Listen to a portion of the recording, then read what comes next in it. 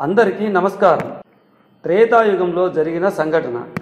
సూర్యవంశానికి చెందిన దశరథ మహారాజు అయోధ్యను పరిపాలించేవాడు. దశరథుని సంతానంలో ఒకరైన శ్రీరాముడు దైవ అంశ అయినందున ఆ అంతఃపురంలో జన్మ తీసుకున్నందున అది రామ జన్మభూమి అయింది. అందుకనే ఆ స్థలానికి అంత ప్రాధాన్యత లభించింది. కలియుగంలో మొదలైన వివాదం. మొఘల్ సామ్రాజ్య చక్రవర్తి బాబర్ కమాండర్ అయిన మీర్ బాకి 1528లో మందిరాన్ని కూల్చి దానిపై మసీదును నిర్మించడం ద్వారా రామ మందిర ఉద్యమం స్టార్ట్ అయింది. 1528లో భవనాన్ని కూలిస్తే వివాదం 1822లో మొదలైంది. ఈ వివాదం 1992లో ఉధృత రూపం దాల్చింది. 16వ శతాబ్దంలో మందిరాన్ని కూల్చి మసీదు నిర్మించారు. హిందువులకు శ్రీరాముడు దైవం. ఆయన జన్మించిన స్థలం దేవాలయం పవిత్రమైనదిగా భావించి 1992లో రామభక్తులు కరసేవకులుగా మారి గుంపులుగా వెళ్ళి మసీదును ధ్వంసం చేశారు. అప్పటి నుండి ఇండియన్ గవర్నమెంట్ పటిష్టమైన బందోబస్తును ఏర్పాటు చేసింది. కోర్టులో వ్యవహారం నడుస్తున్నందున తీర్పు వచ్చే వరకు అటుగా ఎవరు వెళ్ళకూడదని ఆంక్షలు విధించింది. అప్పటి నాయకులు రామ జన్మభూమి సాధన కోసం దేశవ్యాప్తంగా రథయాత్రను చేపట్టారు. విశ్వ హిందూ పరిషత్ 1994లో రామ జన్మభూమి ఉద్యమాన్ని ప్రారంభించింది. దేశవ్యాప్తంగా భారీ ఉద్యమాలు నడిచాయి. 1992-93లో బాబ్రీ మసీదులో గవర్నమెంట్ తవ్వకాలు జరిపించగా 3 రాజశాసనాలు దొరికాయి. రామజన్మభూమి అల్లర్లలో సుమారుగా 2500 మంది మరణించారని అంచనా. 1528వ సంవత్సరం నుండి 2019 వరకు వివాదం కొనసాగింది. తుది తీర్పును భారత సుప్రీంకోర్టు 9 నవంబర్ 2019న ప్రకటించింది.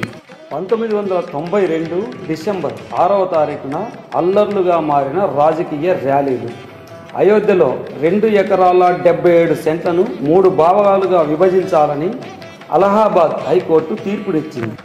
కూల్చివేసిన బాబ్రీ మసీదుకు బదులుగా మసీదు నిర్మించేందుకు ఉత్తరప్రదేశ్ సున్నీ సెంట్రల్ వక్ఫ్ బోర్డుకు మరో స్థలంలో 5 ఎకరాల భూమిని ప్రత్యామ్నాయంగా ఇవ్వాలని కోర్టు ప్రభుత్వాన్ని ఆదేశించింది. ఆర్కియాలజికల్ సర్వే ఆఫ్ ఇండియా ఇచ్చిన పురావస్తు ఆధారాల ప్రకారం బాబ్రీ మసీద్ అనేది ఆలయంపై నిర్మించబడినది అని కోర్టు పేర్కొంది.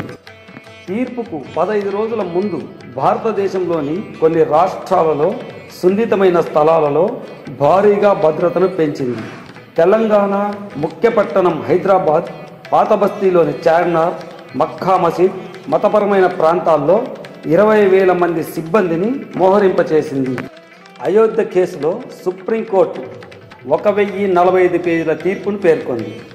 సుప్రీంకోర్టు 5 సభ్యుల ధర్మాసనం 9/11/2019న తీర్పును ఏకగ్రీవంగా ప్రకటించింది.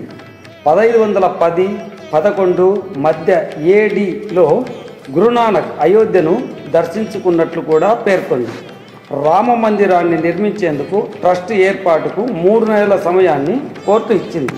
సుప్రీంకోర్టు తీర్పు వెలువడిన తర్వాత భారత ప్రధానమంత్రి నరేంద్ర మోదీ గారు ఈ తీర్పును ఎవరి గెలుపుగా గాను లేదా ఓటమిగా గాను పరిగణించరాదని పేర్కొన్నారు. సుదీర్ఘంగా 500 సంవత్సరాలు పోరాటం సాగింది.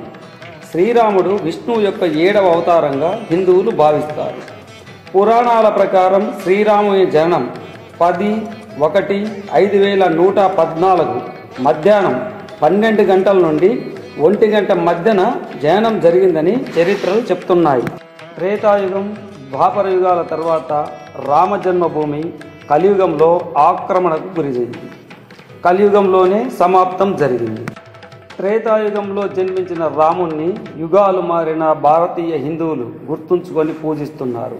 ప్రతి సంవత్సరం శ్రీరామనవమి వేడుకలు హిందువులు ఘనంగా నిర్వహిస్తున్నారు.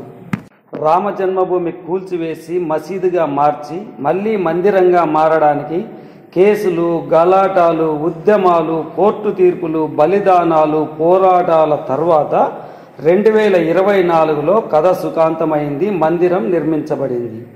ఈ వీడియో నచ్చితే షేర్ చేయండి, లైక్ చేయండి, దయచేసి సబ్స్క్రైబ్ చేయండి. అందరికీ నమస్కారం.